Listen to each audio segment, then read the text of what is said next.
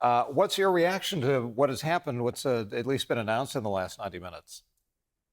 Certainly a major development. It was done, it raises a number of serious questions. One, of course, is constitutional, that this was not an act of self-defense. This was an offensive military maneuver, and constitutionally, and according to the War Powers Act, the president should have gone to Congress first. So that's certainly going to raise some questions. The second issue is why was it even necessary? The 2015 Joint Comprehensive Program of Action, also known as Iran nuclear deal, would have made it physically impossible for Iran to have developed a nuclear weapon, and Trump pulled us out of that treaty, leading to the current crisis. So it raises the question of why couldn't this have been resolved diplomatically, especially since there were actually resumed talks that were scheduled to continue this weekend in Oman.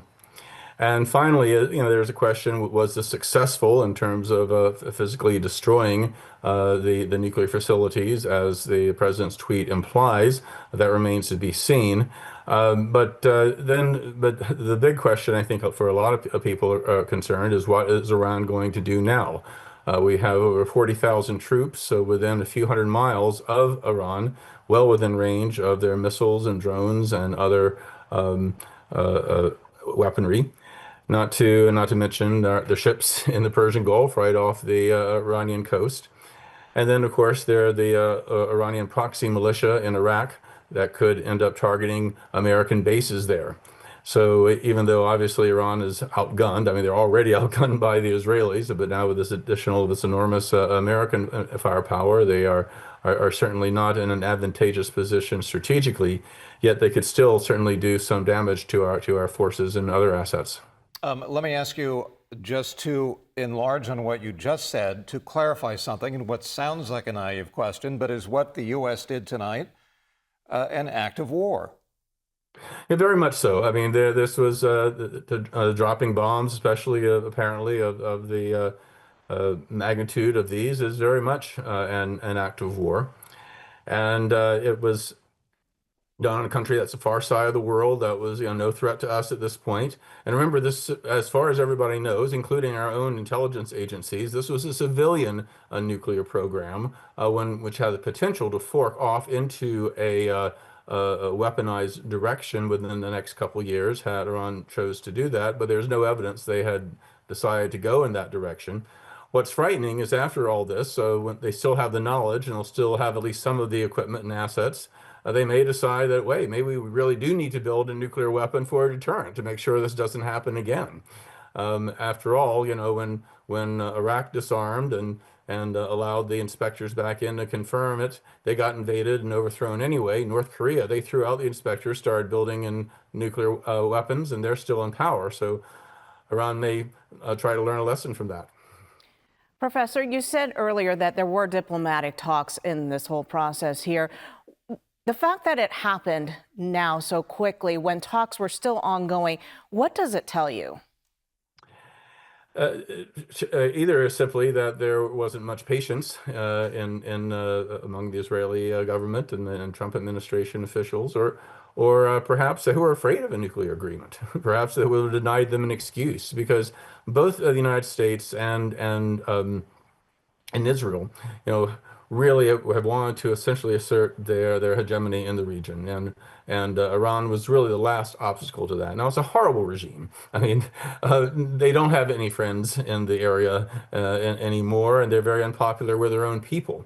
At the same time, Iran has been formerly known as Persia, has been a major regional power going back for 2,500 years.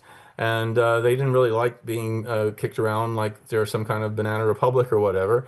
I mean, even critics of the regime were opposing the Israeli bombing and would probably oppose this. I mean, they say, well, Israel has nuclear weapons, Pakistan has nuclear weapons, India has nuclear weapons.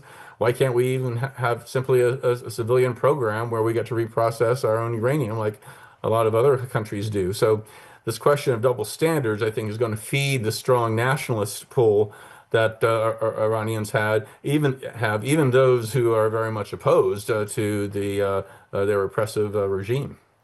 The question that I'm going to ask you, that I know that you cannot answer, but I'll have you give us a best guess. What happens now? Well, it depends on how Iran chooses to retaliate, and it depends then on how the United States responds to these retaliations. Obviously, we're not going to get dragged into an Iraq-style war with troops on the ground trying to occupy the country and overthrow the government and that kind of thing. But I'd be very surprised if there aren't American casualties that result for the reasons I mentioned earlier. We do have quite a few forces who are somewhat vulnerable. And so is this going to turn into this kind of tit for tat kind of warfare that goes on for weeks or months or even longer? That's the big question right now. Do you think that perhaps the ultimate goal is regime change in Iran? Well, a lot of people would like to see regime change, not the least of which are the Iranians themselves. But if you look at successful pro-democracy movements and overthrows of autocratic regimes, they've almost always been from the bottom up, grassroots, nonviolent, largely nonviolent struggles. But rarely does it come from outside of force, both because, again, people tend to rally around the flag when they're being bombed, even people who are critical of the regime. But it also does not allow for the emergence of organic, pluralistic kind of movement, and we end up in a situation, like with Iraq and other examples where it falls into civil war or just another dictatorship. So though I'm certainly be in favor of regime change, I'm afraid this is going to set back that struggle, rather than enhance it. Well, then why did we do it? I mean, if we could have handled this diplomatically, if it's going to set back an impetus toward regime change, and if this nuclear power is possibly being developed for purely domestic purposes, what is it? How much pressure did Israel exert on the U.S. to do this?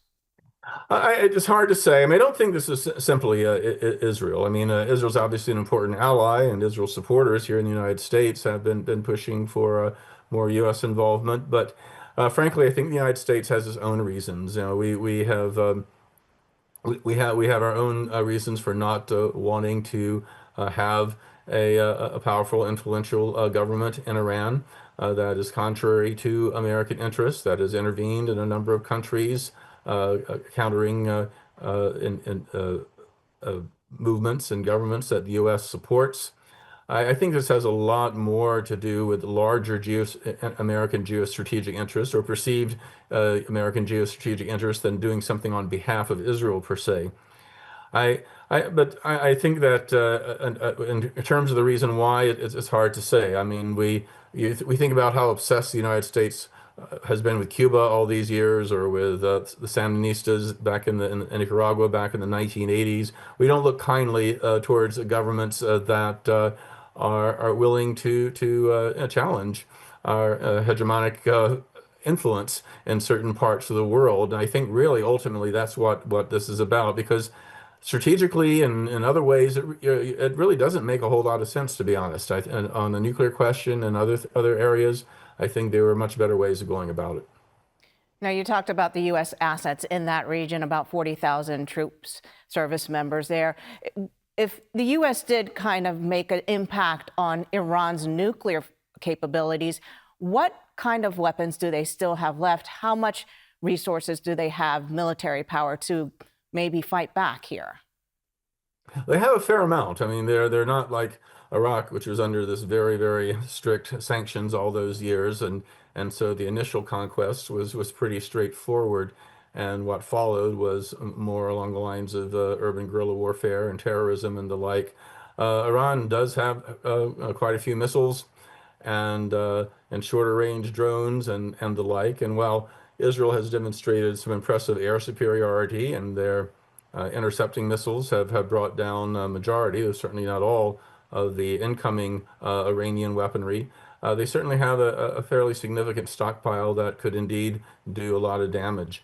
And so it is definitely a concern. This is Trump's tweet implied, well, boom, boom, boom, we did it, we're done, peace. But unfortunately, I don't think that's going to be the case.